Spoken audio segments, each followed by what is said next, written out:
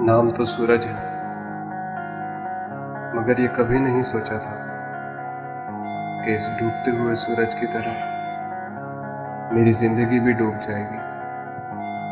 फर्क सिर्फ इतना है कि मेरी जिंदगी की शाम की कोई और सुबह नहीं थी। कितना समझाया था तुम्हें, पर तुम्हें कहाँ कुछ समझना था। अपने दोस्तों को देखो, नौकरी पे लगने की पार्टियां दे रहे हो, और मेरा बेटा डिप्लोमा के आखिरी साल में फेल हो गया। आज तक तो कुछ नहीं किया, अब तो कुछ करो। करने को तो बस अब एक ही चीज रह गई थी। अब नहीं जीना था इस दुनिया पे बोझ बन के, जहां मेरी हर हार का तमाशा बना दिया गया हो, जहां मेरे अरमानों की कोई कदर ही नहीं की जाती। कोई नहीं मेरा यहां, हार गया हूं, हार गया हूं।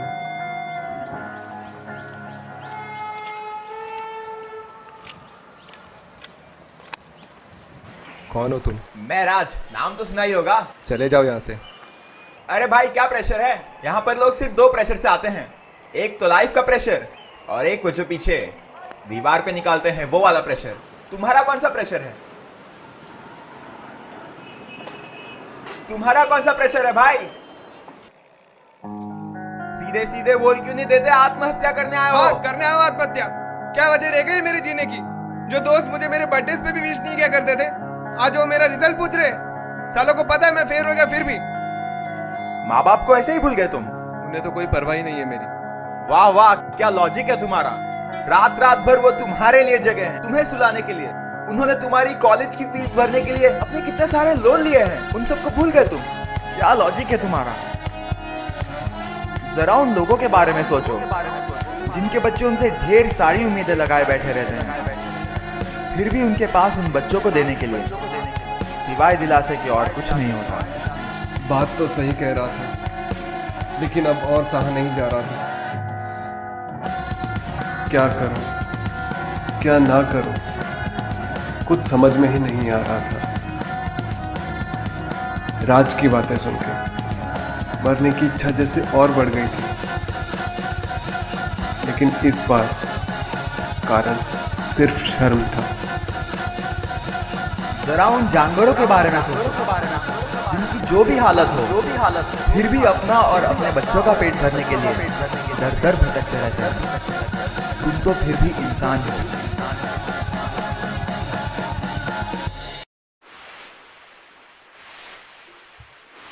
और फिर मैं रह ना सका।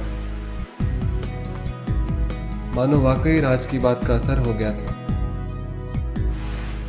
क्या करने जा रहा था मैं? क्या हो गया था मुझे? जिंदगी हमेशा मेरे सामने ही थी, पर मेरी नजर हमेशा उसके परे। Never ask yourself if you can quit. अब तो बस दोनों हाथ से जिंदगी को थामना ही बाकी था।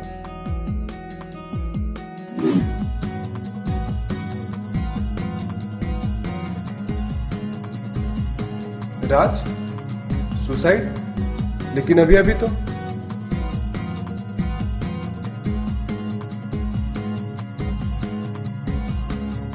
बहुत ढूंढा उसे, लेकिन कहीं नहीं दिखा। शायद वो इसीलिए आया था कि भगवान नहीं चाहते थे कि एक और राज की फोटो अगले दिन अखबार में छपे।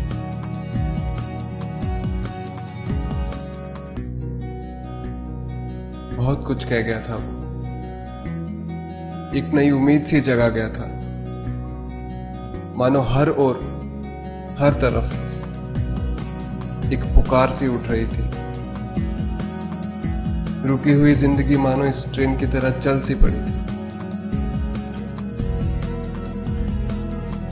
सवाल तो काफी थे मन में, लेकिन उनका जवाब देने वाला राज अब जा चुका था। उसकी बातों ने मुझे इन रेल की पटरियों से उतारकर जीवन की उन पटरियों पे लाके खड़ा किया जहां से सिर्फ मुझे अच्छाई और नेकी ही दिख रही थी। आज मेरा आधा मकसद पूरा हो गया। मैंने डिप्लोमा क्लियर कर लिया, लेकिन इन 6 महीनों में बहुत कुछ हुआ। उस घटना के बाद मैंने खूब मेहनत शुरू कर दी थी। न दिन देखा और न रात का पता चला, लेकिन सिर्फ यही बात नहीं थी जो राज मुझे कहना चाहता था। मैंने अपने सारे दोस्तों को इकट्ठा किया और इस घटना का जिक्र उनके सामने किया। वो समझ रहे थे मैं क्या कहना चाह रहा था, और फिर हम चल दिए उस काम के लिए जो हम सबका फर्ज बनता है, जिसे हम आखिर ये सोच के ठुकरा देते हैं कि भगवान ने शायद इन्हें इसीलिए जन्म दिया है। इसमें हमारा क्या दोष? हम कर ही क्या सकते हैं उनके लिए? लेकिन यहीं पे तो हम मार खाते। ये सूरज तो नहीं ढला और आप भी अपने सूरज को नहीं ढलने दें। हर तरफ उजाला फैलाते चलें। Never ask yourself if you can quit.